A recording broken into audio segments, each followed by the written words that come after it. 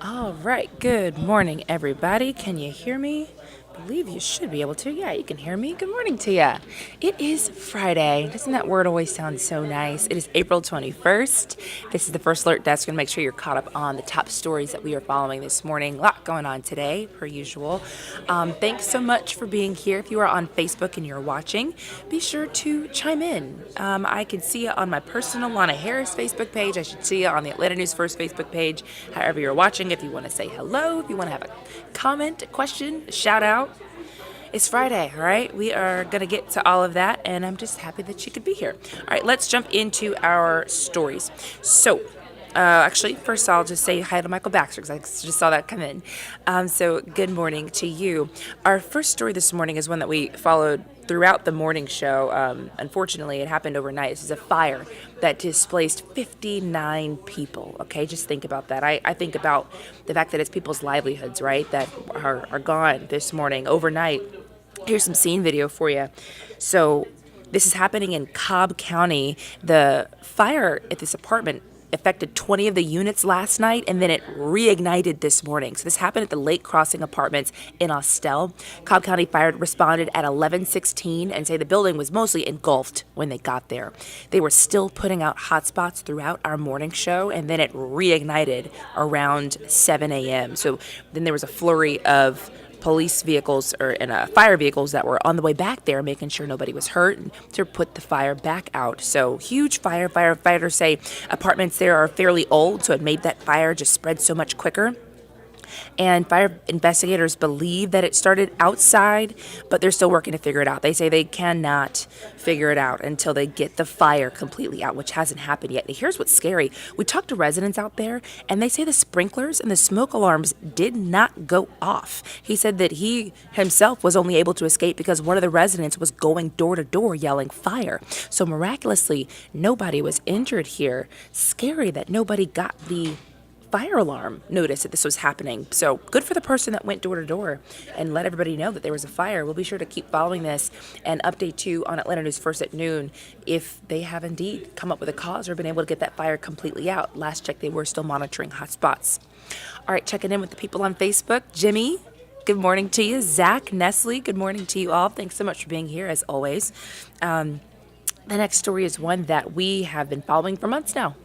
And it just doesn't seem to stop coming with the twists and the turns. In fact, yesterday I stood in this same spot and I said, will this trial ever actually start? Because so much has gone on, and now an attorney has been arrested as he was walking into the courtroom yesterday. Unheard of, absolutely insane. Here's a picture of when it was happening. Again, this was yesterday. Okay, so he was apparently pulled over by deputies, and they searched his bag and they found a pill, and he was put in handcuffs right there. Okay, so this comes the day after this chaos. Do you remember this? That's the Jeffrey Williams, aka rapper Young Thug's trial. He looked really confused when this defendant started screaming and was taken out of the courtroom. Deputies say that started over suspicion of marijuana possession. Meanwhile, this video here, this is when a potential juror was arrested and sent to jail for filming the court proceedings. And that incident was after this one, now on your screen, when a defendant allegedly tried to share drugs in the courtroom. Deputies say he walked right up to Young Thug and handed him a painkiller. But this latest incident is truly just baffling. Of course, we were already baffled when the courtroom was evacuated yesterday. Then you got a lawyer who got arrested heading into court. His name is Anastasios Menendez, and he claims it was a prescription pill, okay? But of course, it didn't make a difference to the officers who put him in handcuffs. Now, one attorney believes that Menendez could also be charged with assault or battery of a law enforcement officer after what he described as an accident trying to get his phone during the arrest. I'm going to let you hear how he said this happened. They put him in handcuffs over this pill. He's handcuffed. So as he's handcuffed, he has his phone in his hand, and he's going to toss it to me. So he's going to send it my way. And the deputy janks him back. So instead of the phone coming at me, he tapped, tiny little bitty tap, the officer next to us. Okay, so that attorney is set to face a judge today. In the meantime, 28 people are charged in this sweeping gang indictment. It has been 4 months and not a single juror has been sat yet. So we are, of course, going to continue to follow this for you. It's mind-blowing. Seems like a television show at this point, but it's real. So we'll stay on top of that for you for updates. Checking back in on Facebook here. Carlson, I saw your compliment. You like my hair. Thanks so much. That really warms my heart this morning. And Barbara E. Wells, good morning from Fayetteville. I'm actually from Fayetteville. Yeah. Okay, shout out. Clayton County. It was on the cusp, okay, because I went to Lovejoy High School. I know Fayette County, Clayton County has a little bit of overlap. I grew up in Clayton County, but my city was Fayetteville. Weird. Okay, let's move on to our next story. This one is about sex ed changes. We all remember sex ed. We all remember the birds and the bees. Well, right now they are trying to come up with a way to change the curriculum, okay? And parents are saying, not sure how I feel about that. So parents actually met up to talk about this yesterday. And this is in Gwinnett County. They just don't feel it's appropriate. Gwinnett County Schools is proposing a program called Health Smart. It would replace the abstinence-centered program that they've used for the past 20 years. Data from the Georgia Department of Public Health showed that teen pregnancy and STD rates have decreased across Gwinnett over the past 2 decades. So those parents said, hey, what we've been doing is actually working here.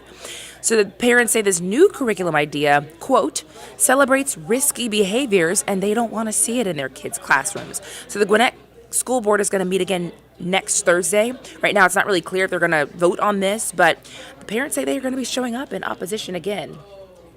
The times are changing. Maybe that's why they're thinking we should get ahead of what kids may already be doing. But, of course, some parents saying, I don't really want to encourage that and put that thought in their head. So back and forth. Everybody's got an opinion on this. Of course, we'll continue to follow this for you. Oscar, good morning to you. Appreciate you being here. Our next story this morning is one that's pretty interesting here. So we talked about this first yesterday. Georgia Congresswoman Marjorie Taylor Greene, we all know who that is. She's now saying that she's confident she's going to keep her House seat after her outburst yesterday. We probably remember that, right? She had accused the Homeland Security Secretary of letting fentanyl deaths occur and called him a liar. So if you missed that, we'll show it to you. Here's what happened. Oh, I reclaim my time. You're a liar. Identifying or calling someone a liar is unacceptable in this committee, and I make the ruling that we strike those words. So Greene was then shut down from further comment and left that hearing of the Homeland Security Committee. And Greene says despite the fact that she was reprimanded from her own party, House Speaker Kevin McCarthy has her back. I was really surprised and angered. On Twitter, it was saying something about comments made afterwards of removing me off the committee, and Speaker McCarthy's never going to let that happen. So that committee chair was reportedly furious at Greene's conduct, saying it took up hearing time and it threatened to overshadow the secretary's testimony and could ask McCarthy to remove her from the committee if that happens again. So we will be sure to stay on top of that one for you as well. Our next story is pretty controversial. Okay, this one has to do with trans students in schools and really trans girls competing in female sports. So a bill that would ban transgender girls and women from competing in female school sports actually passed in the Republican-controlled House of Representatives. So the bill would basically ban any school that got federal funding from being able to, got some video here for you. Women's sports. It's the wrong one. There you go.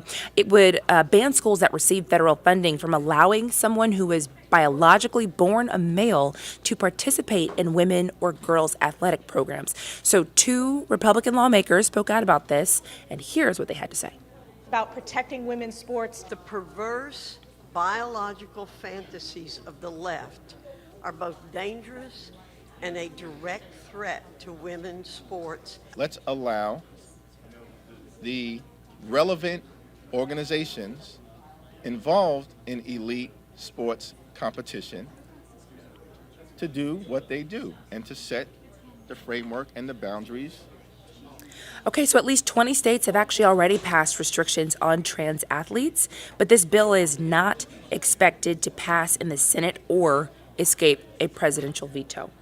So those are the stories that we've been following this morning. Again, I'm Lana Harris. I'm so glad you guys could be with us. Reginald, I saw your comment as I'm about to head out and talk about this forecast. Now, the weather has been chef's kiss perfect, but not for everybody who might have breathing problems, right? There's been some air quality issues that our meteorologists have been telling me about. Cutter Martin is here to talk about that. He said you had something to tell the people about that. Yeah, and thankfully, finally seeing a little bit of improvement out there. It has been oh so hazy the past few days. We've had lower visibility at times because there's so much pollen, there's so much haze, trapped up in the sky. So we've been dealing with that, but we're going to bring up the weather forecast map here and talk a little bit more about the air quality because we are seeing some improvement today. As Lana was just mentioning, though, the past couple of days have been rough stuff for those with COPD, maybe a more serious case of asthma. For those that don't suffer from those conditions, you might not have even noticed because you've already been a little bit more congested thanks to all of the pollen and all of those products in the air. Now, code orange, that's what we've had for the past couple of days, means unhealthy for children and people with respiratory issues. And in particular, late afternoon, early evening, like the warmest point of the day. But you can see no county shaded in orange in our area today. So that is good news. And that means that the risk of any breathing problems or anything like that has greatly diminished from the past few days. Simply put, high pressure is not as in deep of control. And we need high pressure in order to really have air quality issues because it traps that sinking air underneath that ridge of high pressure, traps all the pollutants closer to the surface.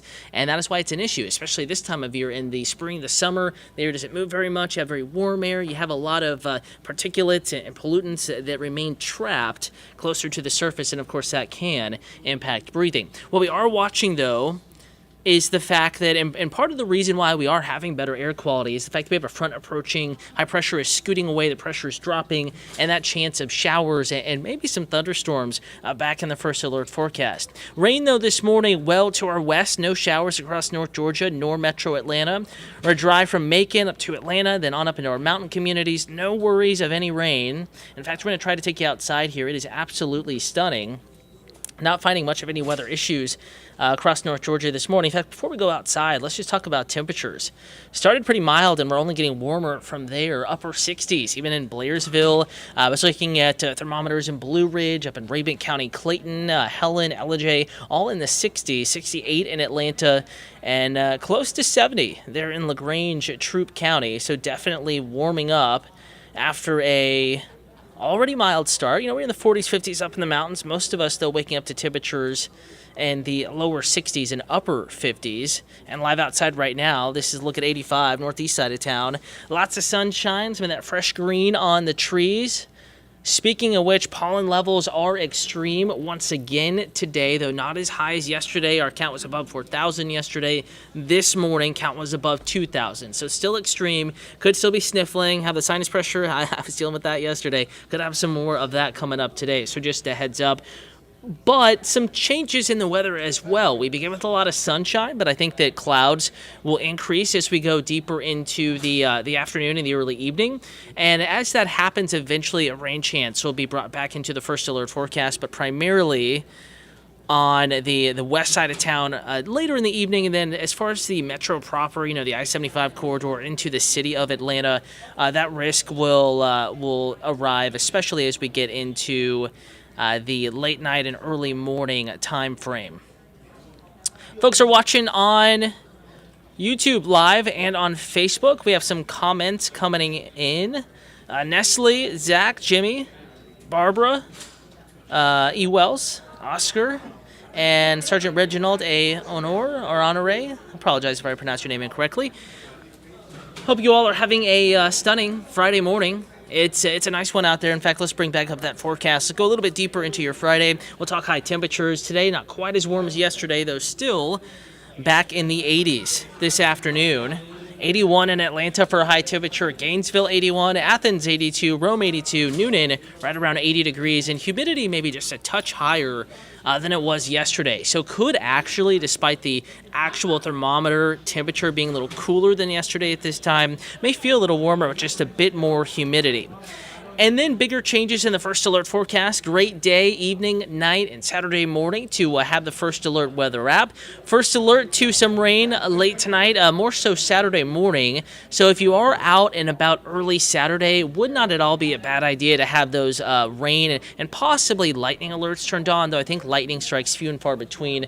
Not much of a thunderstorm risk here, but nonetheless, if you're out maybe going to sports practice tomorrow, trying to get that early run in, coffee run, coffee walk, walking the Beltline, going to Piedmont, Chastain Parks, going on the lake tomorrow, any of the lakes in the area, with scattered rain on the way. Keep those rain lightning alerts turned on in the app in the morning, and then you won't need any alerts turned on in the afternoon. That first alert kind of gives way to drier conditions as we get into mid-Saturday morning and especially by Saturday afternoon.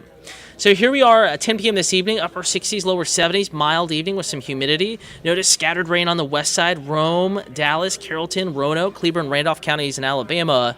That's where the scattered rain will be. It could be briefly heavy. We're going to bring in that first alert early Saturday morning, maybe through about 9 o'clock in the morning, and then we're going to drop that first alert, much drier conditions into the afternoon. In fact, Saturday is looking gorgeous.